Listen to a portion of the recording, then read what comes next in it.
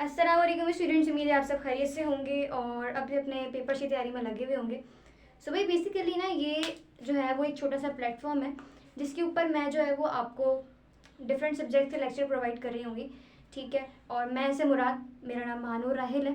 ठीक है, और मैं जो है आपको इस प्लेटफॉर्म के ऊपर, ठीक है, जो है वो मल्टीपल सब्जेक्ट से रिलेटेड जो है वो आपको अपडेट करती रहूँगी और लेक्चर प्रोवाइड करूँगी। सो बेसिकली आज ये हमारी फर्स्ट वीडियो है जिसके अंदर हम लोगों ने क्या चीज़ को पढ़ना है, हमें पढ़ना है फिजिकल क्वांटिटीज़ एंड मेजरमेंट्स को। ये हमारे पास क्लास 9 की फिजिक्स का चैप्टर नंबर 1। ठीक है, अब देखो यार, फिजिकल क्वांटिटीज़ एंड मेजरमेंट्स को पढ़ने से पहले हम लोग जो है वो जैसे कि एज अ 9 क्लास स्टूडेंट्स आप लोग होंगे, तो देखो आप लोग अभी अभी जो है वो फिजिक्स में आए हो। ठीक है, यानी सबसे इंपॉर्टेंट चीज़ आपके लिए क्या होगी कि आप ये चीज़ समझ लें कि भाई फिजिक्स क्या है। ठीक है, तो हमारे पास हमारा जो पहला टारगेट है इस वीडियो का वो ये है कि हमें ये बात समझनी है कि फिजिक्स क्या होती है। ठीक है, इस वीडियो के अंदर हमारे पास 2 टारगेट्स हैं। हम हमेशा टारगेट्स बना के चलेंगे अपने लेक्चर्स के अंदर। अब वो टारगेट्स मैं यहाँ पर लिख रही हूँ कि हमारे पास टारगेट्स क्या हैं। हमारे पास 2 टारगेट्स हैं इस वीडियो के अंदर। पहला टारगेट ये है कि हम फिजिक्स को समझ रहे हैं कि भाई हमारे पास फिजिक्स क्या है। ठीक है, एक दफ़ा हमको फिजिक्स समझ में आ गया ना तो हम बहुत आसानी से आगे जो है वो सरवाइव कर सकेंगे। ठीक है, देन हमारे पास हमें जो समझना है वो है ब्रांचेस ऑफ फिजिक्स। ठीक है, ब्रांचेस ऑफ फिजिक्स। अभी आपको इतना आसान लगेगा कि आप सोच भी नहीं सकते, ये काफ़ी आसान चीज़ें हो जाएंगी। तो बेटा हम लोग सबसे पहले स्टार्ट करते हैं कि फिजिक्स क्या है। अब आप लोगों का माइंड ओपन करने के लिए, उसको थोड़ा सा मूव करवाने के लिए, उसको थोड़ा चलाने के लिए मैं आपसे सवाल पूछूंगी कि भाई हमारे पास फिजिक्स क्या है। ठीक है, आप लोगों ने ज़रूर बताना है। तो अब मैं अपना नज़रिया आपको बताऊं कि भाई फिजिक्स मेरी नज़र में क्या है या मैंने क्या पढ़ा फिजिक्स के बारे में, तो हम उस चीज़ को भी समझते हैं। तो देखो फिजिक्स हमारे पास क्या है। सबसे पहले हम इंट्रो लेंगे फिजिक्स का। ठीक है, फिजिक्स का क्या लेने जा रहे हैं हम लोग, फिजिक्स का हम इंट्रो लेने जा रहे हैं। जैसे कि हमको पता है कि भाई देखो फिजिक्स हमारे पास एक ब्रांच है साइंस की। ठीक है, फिजिक्स क्या है हमारे पास, एक साइंस की जो है वो ब्रांच है। तो यहाँ पर हमारे पास क्या आ जाएगा, फिजिक्स क्या है भाई, ब्रांच है किसकी, साइंस की। और सिर्फ ब्रांच ही नहीं है बल्कि सबसे पुरानी ब्रांच है फिजिक्स की। फिजिक्स जो है वो साइंस की बहुत ज़्यादा ओल्ड ब्रांच कहलाती है। ठीक है, यहाँ तक कि इतनी ओल्ड है कि इसे जो है वो हम मदर ऑफ फील्ड भी कह सकते हैं। ठीक है, अब सेकंड चीज़ हम पॉइंट से बात करेंगे, हम पॉइंट टू पॉइंट बात करेंगे चीज़ों को समझने के लिए। पहली चीज़ हमने समझ ली। अब सेकंड काम हमारे पास क्या होगा, सेकंड काम हमें ये समझना है कि भाई हमें ये तो पता चल गया कि फिजिक्स की बहुत पुरानी ब्रांच है। अब फिजिक्स के अंदर हम पढ़ते क्या है भाई, हम लॉस ऑफ मोशन को स्टडी करते हैं। अब ये सब आपको आगे पता चलेगा कि लॉस ऑफ मोशन क्या है। हम लॉस ऑफ मोशन को स्टडी करते हैं, रेस्ट को स्टडी करते हैं, मोशन को स्टडी करते हैं। ठीक है, तो इन तमाम चीज़ों को हम जो है वो फिजिक्स के अंदर पढ़ रहे होते हैं। मजीद मैं आपको बताऊं तो हम इसके अंदर ये भी चीज़ को पढ़ते हैं कि हमारे पास किस तरीके से एनर्जी जो है वो मास में कन्वर्ट होती है, या फिर इसका वाइस वर्सा अगर मैं आपको बताऊं मास एनर्जी में किस तरीके से कन्वर्ट हो रहा है। उन तमाम चीज़ों को हम जो है वो फिजिक्स के अंदर पढ़ रहे होते हैं। ठीक है, अच्छा भाई एक और चीज़ जो आप लोगों को समझनी है वो है हमारे पास मैक्रो और माइक्रो। एक स्टडी होती है मैक्रो लेवल के ऊपर और एक स्टडी होती है माइक्रो लेवल के ऊपर। तो फिजिक्स के अंदर भाई वो दोनों होती हैं। ठीक है, अब आप लोगों का सवाल ये होना चाहिए कि मिस माइक्रो का मतलब क्या है, मैक्रो का मतलब क्या। मैं आपसे कहूँगी बेटा आपको वो चीज़ें नज़र आती हैं जो आप विदाउट माइक्रोस्कोप के देख सकूँ।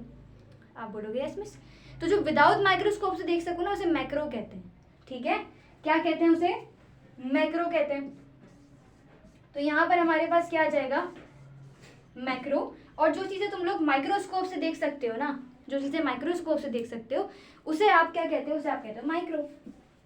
तो फिजिक्स के अंदर हम इन दोनों के ऊपर बात करेंगे। हम मैक्रो लेवल के ऊपर भी पढ़ेंगे, हम माइक्रो लेवल के ऊपर भी पढ़ेंगे। क्लियर हो रही है बातें सारी। तो अभी तक हमने क्या पढ़ा, अभी हमने ये पढ़ा कि फिजिक्स हमारे पास ब्रांच है साइंस की। और सेकेंड चीज़ हमने यहाँ पढ़ी कि जो कि बताती है हमें लॉस ऑफ मोशन। थर्ड चीज़ हमने ये पढ़ी कि ये भी बताती है कि एनर्जी मास में या मास एनर्जी में किस तरीके से क्या हो रहा है, कन्वर्ट हो रहा है। उसके बाद हमने ये बात पढ़ी कि इसके अंदर हमारे पास मैक्रो और माइक्रो दोनों लेवल के ऊपर स्टडी की जा सकती है। ठीक है, उम्मीद है यहाँ तक आपको फिजिक्स का सारा कॉन्सेप्ट जो है वो क्लियर होगा। अब थोड़ी सी आपकी बुक की स्लाइड चल रही है, इसको मैं पढ़ देती हूँ कि इसके बारे में और क्या चीज़ें हैं। Physics is a branch of science which observe the nature. अच्छा, इसमें एक और बात आप ध्यान में रखना कि जो फिजिक्स होती है ना हमारे पास, हम जो है ना चीज़ों के रिलेशन को समझते हैं। चीज़ों के रिलेशन को समझने के बाद हम वो लंबी चौड़ी डेरिवेशन करते हैं, और फिर वो लंबी चौड़ी डेरिवेशन करने के बाद रिजल्ट्स को मैथमेटिक्स की फॉर्म में लिख देते हैं।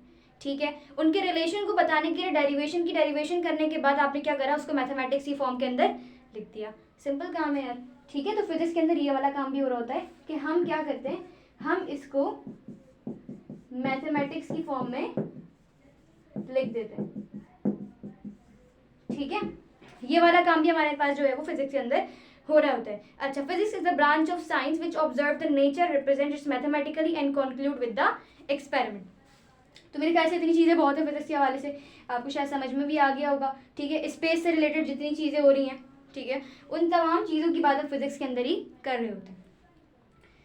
अच्छा भाई, टारगेट नंबर 1 तो अचीव हो चुका है। ठीक है, आप लोगों ने बताना आप लोगों को समझ में आया नहीं आया। अब सेकंड टारगेट हमारे पास ये है कि हम ये चीज़ समझें कि ब्रांचेस ऑफ फिजिक्स क्या है। भाई देखो, इट्स अ फिजिक्स तो ब्रांच ही साइंस की है, लेकिन फिजिक्स के अंदर भी मल्टीपल ब्रांचेस आती हैं। ठीक है, उनको भी पढ़ना बहुत ज़रूरी है, उनको समझना भी बहुत ज़रूरी है। ठीक है, उनको समझते हैं, पहले इसको हम मिटा के फिर उनको जो है वो समझते हैं। चलो भैया, अब हम लोगों ने क्या पढ़ना है, अब हमने पढ़ना है फिजिक्स की ब्रांचेस को।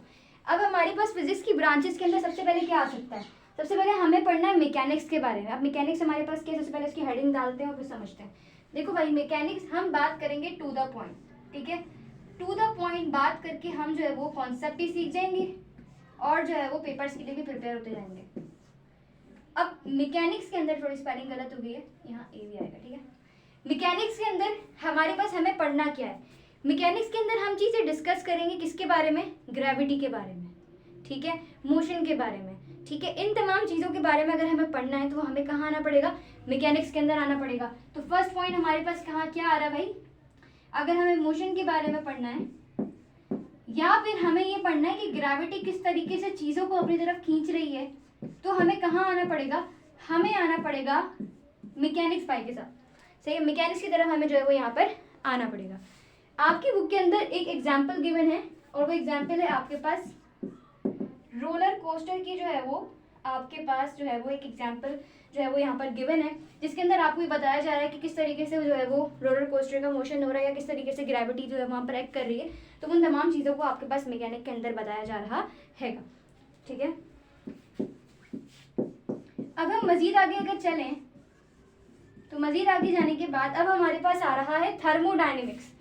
अच्छा, एक चीज़ होती है समझने की, वो चीज़ ये होती है कि अगर बच्चा किसी भी चीज़ के नाम को पढ़ता है और पढ़ने के बाद इस चीज़ का अंदाज़ा लगा ले कि हाँ यार इसका बैकग्राउंड क्या है, तो वो काफ़ी जो है वो एक बहुत ही अच्छा एक्ट होता है। तो आप लोग भी कोशिश करना कि क्या आप ये बता सकते हो कि थर्मोडायनेमिक का मतलब क्या होगा।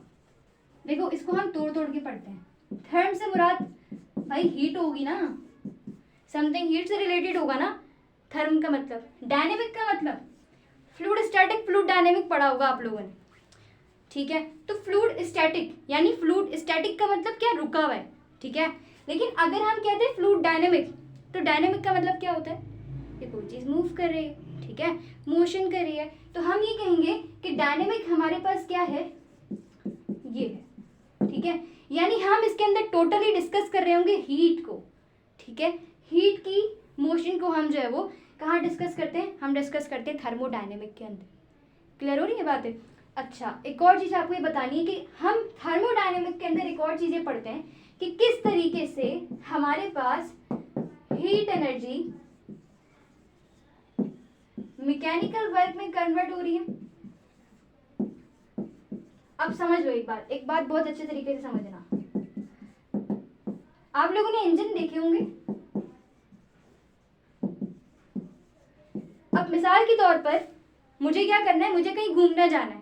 ठीक है, अब घूमने जाने के लिए मिसाल के तौर पर मेरे पास ना एक अदद, भाई देखो ये कार है। ठीक है, अभी जैसी भी बनी है ये हमारे पास क्या है, प्यारी सी कार है। इस कार में मुझे बैठ के जाना है घूमने, तो मुझे क्या करना पड़ेगा, अब कार पानी पे तो चलेगी नहीं, क्या करना पड़ेगा, मुझे फ्यूल डलवाना पड़ेगा। अब जब मैंने फ्यूल डलवाया ना तो फ्यूल जो है वो जलने लगेगा, वो वाला नहीं जलेगा, फ्यूल जलेगा, ठीक है। अब जब फ्यूल जलेगा ना तो फिर क्या होगा, फिर होगा हीट प्रोड्यूस। जब फ्यूल जलेगा तो हीट प्रोड्यूस हो जाएगी। हीट जब प्रोड्यूस होगी तो हमारे पास पिस्टन नामी एक चीज़ होती है, वो आप आगे पढ़ोगे, इंजन्स के टॉपिक के अंदर आपने पढ़ना है वो। तो पिस्टन नामी चीज़ क्या होगी, मूव करेगी, और होगा क्या हमारे पास, मैकेनिकल वर्क होगा। क्या होगा भाई, मैकेनिकल वर्क हो जाएगा। ये काम होता है हमारे पास इंजन के अंदर, और यहाँ पर हमारे पास क्या लग रहा होता है, थर्मोडायनेमिक लग रहा होता है, ठीक है। तो उम्मीद है आपको जो है वो ये चीज़ समझ में आ गई होगी। अगर हम आपकी बुक के हवाले से बात करें तो बुक के अंदर आपके पास क्या गिवन है चीज़ें, तो बुक के अंदर लिखा हुआ है thermodynamic deal with heat and temperature and relation to energy and work, ठीक है। तो ये जो है वो हमारे पास क्या है, थर्मोडायनेमिक की बात हो गई हमारे पास। अब अगर हम बात करें अपनी मजीद ब्रांचेस की तो उसके अंदर हमारे पास आती है इलेक्ट्रिसिटी, ठीक है। मैं पहले देख लूँ आपको नज़र आ रहा है, यस। अब हम बात करते हैं इलेक्ट्रिसिटी की। तो अब हमारे पास जो थर्ड ब्रांच है ना वो है हमारे पास इलेक्ट्रिसिटी। हमें क्या पढ़ना है, हमें पढ़ना है इलेक्ट्रिसिटी के बारे में कि इलेक्ट्रिसिटी क्या करती है। इलेक्ट्रिसिटी से सुन के क्या बात जहन में आ रही है भाई, इलेक्ट्रिसिटी से सुन के हमें इलेक्ट्रॉन याद आते हैं, हमें प्रोटॉन याद आते हैं, हमें न्यूट्रॉन याद आते हैं, यही सब याद आता है ना इलेक्ट्रिसिटी को सुन के। तो भाई चार्जेस के रेस्ट में और चार्जेस के मोशन में होने को स्टडी करते हैं, सिंपल सी बात है, टू द पॉइंट। मैंने बता दी बात आपको कि जब चार्जेस कहाँ होते हैं, रेस्ट में होते हैं, या फिर चार्जेस हमारे पास मोशन में होते हैं। इन चीज़ों की स्टडी करनी है ना तुम लोगों ने तो कहाँ आना पड़ेगा, इलेक्ट्रिसिटी में आना पड़ेगा। अब चार्जेस क्या क्या हो सकते हैं, इलेक्ट्रॉन हो सकते हैं, प्रोटॉन भाई साहब हो सकते हैं, और न्यूट्रॉन हो सकते हैं। तो इन चीज़ों को पढ़ना ना तो इलेक्ट्रिसिटी में आ जाओ, ठीक है। अब हम आते हैं मैग्नेटिज्म के अंदर। अब मैग्नेटिज्म में हमारे पास क्या चीज़ें हैं, सबसे पहले इसको मुझे मिटाना पड़ेगा फिर आपको समझाना पड़ेगा। चलो बच्चों, अब हमने क्या पढ़ना था, हमें पढ़ना था मैग्नेटिज्म के बारे में। अब हम पढ़ने जा रहे हैं मैग्नेटिज्म के बारे में। आपको क्या समझ में आता है कि मैग्नेटिज्म में हम क्या पढ़ रहे होंगे, मैग्नेटिज्म में हम मैग्नेटिक की प्रॉपर्टी पढ़ रहे होंगे, यही जवाब होना चाहिए। मैग्नेटिज्म के अंदर हम मैग्नेट्स की क्या पढ़ रहे होंगे, प्रॉपर्टी पढ़ रहे होंगे, है ना। तो यहाँ पर मैं लिख दूँ, हम यहाँ क्या पढ़ेंगे, हम यहाँ पढ़ेंगे मैग्नेट की प्रॉपर्टी को। समझ में आ रही है बात। एक बात मैं आपको बताती हूँ, ये मेरे पास ना एक प्यारा सा वायर है, प्यारा तो नहीं बन रहा है, ये थोड़ा सा अजीब सा ही बन रहा है। तो ये हमारे पास अगर हम एक वायर बनाएं, काफ़ी मोटा वायर है ये, ठीक है, समझाने के लिए आपको बनाना है, ठीक है। इस वायर, ये मेरे पास वायर है, ठीक है। अब मैं पता क्या करूँगी, मैं लेकर आऊँगी एक अदद मैग्नेट। अब ये मैग्नेट जैसा भी है मैग्नेट कहते हैं सर, समझ में आ रही है बात। ये मेरे पास क्या है, एक अदद मैग्नेट है। अब मुझे ना कुछ शरारतें सूझने लगी, मैंने ये करा, इस मैग्नेट को आगे पीछे करना शुरू करा, और तो मुझे कुछ काम था नहीं तो मैंने इस मैग्नेट को ही आगे पीछे करना शुरू कर दिया। अब जब मैंने इस मैग्नेट को आगे पीछे करना शुरू कर दिया तो हुआ यहाँ पर ये कि यहाँ पर जनरेट होने लगेगा फ्लक्स, यानी जनरेट तो छोड़ो, ये गलत वर्ड हो जाएगा। यहाँ पर हम ये कह सकते हैं कि फ्लक्स चेंज होगा। अब ये भूल जाओ कि फ्लक्स क्या होता है, क्योंकि वो हम आगे पढ़ेंगे यार। फ्लक्स भूल जाओ क्या होता है, अभी सिर्फ इतना समझ लो कि फ्लक्स चेंज होगा। अब जब फ्लक्स चेंज होता है ना तो पता है क्या होता है, वहाँ पर होता है इंड्यूस करंट आ जाता है वहाँ पर। जब फ्लक्स चेंज होगा ना तो इंड्यूस करंट तशरीफ ले आएंगे। ये भूल जाओ इंड्यूस का मतलब, सिर्फ इतना समझ लो करंट आ जाएगा। यानी तुम लोग समझ रहे हो एक बात कि मैग्नेट को आगे पीछे करने से हुआ क्या, करंट प्रोड्यूस हो गया। ये बात समझने की थी, काफ़ी इंपॉर्टेंट थी, इससे रिलेट करना चीज़ों को तो बहुत अच्छा जो है वो कॉन्सेप्ट हमारे पास क्लियर हो जाएगा। अब थोड़ा सा आगे चलते हैं। अच्छा भाई, अब हमारे पास आ रहा है एटॉमिक फिजिक्स। एटॉमिक फिजिक्स से क्या मुराद होगी, हाँ भाई एटॉमिक से क्या समझ में आ रहा है, ये छोड़ दो, एक का वर्ड छोड़ दो, एटम से क्या समझ में आ रहा है, क्या पढ़ना होगा इसमें, इसमें हम एटम को पढ़ेंगे ना, एटम को पढ़ेंगे, न्यूक्लियस को पढ़ेंगे। इसकी स्टडी हमें कहाँ करनी है, एटॉमिक फिजिक्स में करनी है। किसी भी एटम की जो है वो किस तरीके से कॉम्पोजिशन हुई हुई है, उसका स्ट्रक्चर क्या है, उसको पढ़ना है तो एटॉमिक में आना पड़ेगा। ये होता है एटॉमिक का काम, सही है। तो और हम क्या पढ़ें, yes, atomic physics deal with the composition, structure and properties of the atom. किसी भी एटम की प्रॉपर्टीज़ को समझना है, उसकी कॉम्पोजिशन को समझना है, उसके स्ट्रक्चर को समझना है, तो कहाँ आना पड़ेगा आपको? एटॉमिक फिजिक्स से आपको रब्ता करना पड़ेगा। अच्छा जनाब, अब हमें क्या पढ़ना है? अब हम अपनी लास्ट ब्रांच को डिस्कस करेंगे, फिर नेक्स्ट लेक्चर के अंदर हम जो है वो मजीद ब्रांचेस को डिस्कस कर रहे होंगे। अच्छा भाई, लास्ट ब्रांच हमारे पास बहुत ही मज़े की ब्रांच है, ठीक है, यहाँ पर पढ़ते हैं इसको। ये है हमारे पास ऑप्टिक्स। ऑप्टिक्स से क्या जहन में आता है? ऑप्टिक्स से मेरे जहन में आता है लेंस, और लेंस से मेरे जहन में आता है लाइट। ऐसे ही है ना? लेंस से मुझे जहन में आ रहा है लाइट के हवाले से कुछ ना कुछ, तो हाँ बिल्कुल सही बात है। ऑप्टिक्स के अंदर हम लाइट को तो स्टडी करते हैं, और आप लोगों में से कोई बता सकता है कि लाइट के कितने नेचर होते हैं? लाइट के ड्यूअल नेचर होते हैं, ठीक है। लाइट दो नेचर रखती है अपने पास। कौन कौन से रखती है? एक रखती है वेव नेचर, और एक हमारे पास ये रखती है पार्टिकल नेचर। अब बच्चे तो परेशान होंगे ना, हमें कैसे पता यार वेव कब वो बिहेव कर रही है, लाइट पार्टिकल कब बिहेव कर रही है, हमें कैसे पता चलेगा? हम तो बहुत मासूम से बच्चे, हमें तो ये समझना पड़ेगा ना। तो वेव वो बिहेव करती है कब? जब वो क्या करेगी? वो रिफ्लेक्शन अगर कर रही है ना, रिफ्लेक्शन कर रही है, रिफ्लेक्शन कर रही है, सब पढ़ना है आपने, ठीक है। तो ये जब ये काम करेगी ना, तो ये क्या करेगी? ये ड्यूअल नेचर रखती है, ठीक है।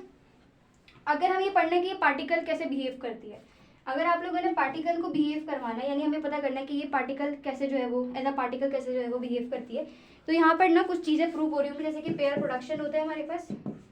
इन नामों से मत घबराओ, ये कोई मुश्किल नाम नहीं है आपके पास, बहुत आसान से नाम है, आगे चल के बहुत अच्छे तरीके से क्लियर भी हो जाएंगे। पेयर एनाइलेशन कर रही होगी, और बहुत सारे ना यहाँ पर जो है वो फिनोमिनास भी होते हैं जो कि ये प्रूफ कर रहे होते हैं कि भाई लाइट हमारे पास वेव है या पार्टिकल है, ठीक है। तो कुछ फिनोमिनास के नाम मैं बता दूं, जैसे कि हमारे पास एक बहुत फेमस है फोटो इलेक्ट्रिक इफेक्ट, ठीक है। तो इसमें भी हमारे पास जो है वो लाइट पार्टिकल बिहेव कर रही होती है। तो उम्मीद है आप लोगों को यहाँ तक जो है वो काफ़ी सारी जो है चीज़ें क्लियर हो गई होंगी, ठीक है। मैंने कोशिश करी क्लियर करने की, बाकी अगर आपको समझ में आया होगा तो आप लोग ज़रूर बता सकते हो। मिलते हैं नेक्स्ट लेक्चर में, तब तक के लिए अल्लाह हाफिज़।